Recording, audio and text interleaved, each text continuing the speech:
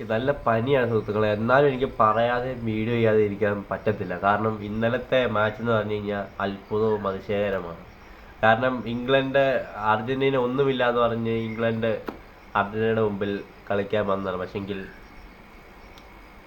തോറ്റു തുന്നം പാളി പോയി എന്നുള്ളത് മാത്രമാണ്. എന്നാ കളിയാണ് അർജന്റീന ഇംഗ്ലണ്ടിനെതിരെ കാഴ്ചവെച്ചെന്നറിയാമോ? ഇന്നലെ ഒരു ഫുട്ബോൾ മത്സരം മാത്രമല്ല നടന്നത്, ഒരു മറുപടി അവിടെ എഴുതപ്പെട്ടു. അതെ, ഒരു മറുപടി അവിടെ എഴുതപ്പെട്ടു. കാരണം മെസ്സിയെ ഉറക്കും, മെസ്സിയെ കിടത്തും, മെസ്സിയെ വലത്തും എന്നൊക്കെ പറഞ്ഞ് ഇംഗ്ലണ്ടിൻ്റെ കുറേ താരങ്ങളൊക്കെ വന്ന് അങ്ങനെ വാചമടിച്ചെങ്കിലും മത്സരത്തിന് മുമ്പ് വലിയ വെല്ലുവിളികളും വലിയ ഡയലോഗുകളും മെസ്സിയെ ഉറക്കും, മെസ്സിയെ കിടത്തും, മെസ്സിയെ അങ്ങനെ ഇങ്ങനെയൊക്കെ പറഞ്ഞ് വന്നവരുടെ എല്ലാം അണ്ണാക്കിലിട്ട് കൊടുത്ത പോലെയാണ് ഇന്നലത്തെ കളി. പക്ഷേ 90 മിനിറ്റ് കഴിഞ്ഞപ്പോൾ സംസാരിച്ചത് സ്കോർ ബോർഡായിരുന്നു.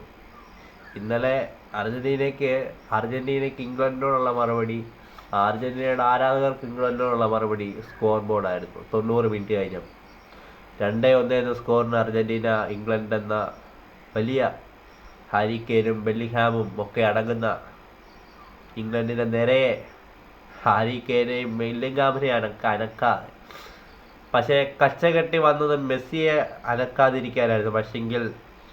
പക്ഷേ സ്കലോണി ഹാരി കെയ്നെയും അവരുടെ ബെല്ലിംഗ്ഹാമിനെയും അനക്കിയില്ല എന്ന് തന്നെ പറയാം.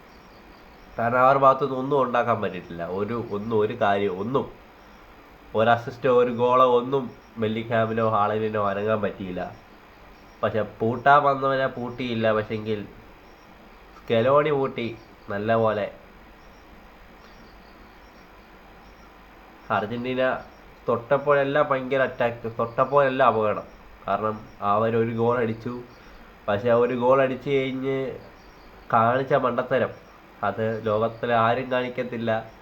അർജന്റീനയെ പോലുള്ള ഒരു ടീമിന് മുമ്പിൽ ഒരു ഗോൾ അടിച്ചു കഴിഞ്ഞ് ആ ഗോളെ കടിച്ചു തൂങ്ങി ഡിഫൻഡിലോട്ട് പോകുന്ന ഇത് വല്ലാത്തൊരു പണിയായി പോയി ഇന്നലെ ആ ഒരു കോച്ച് ടുഷൽ കാണിച്ചത്.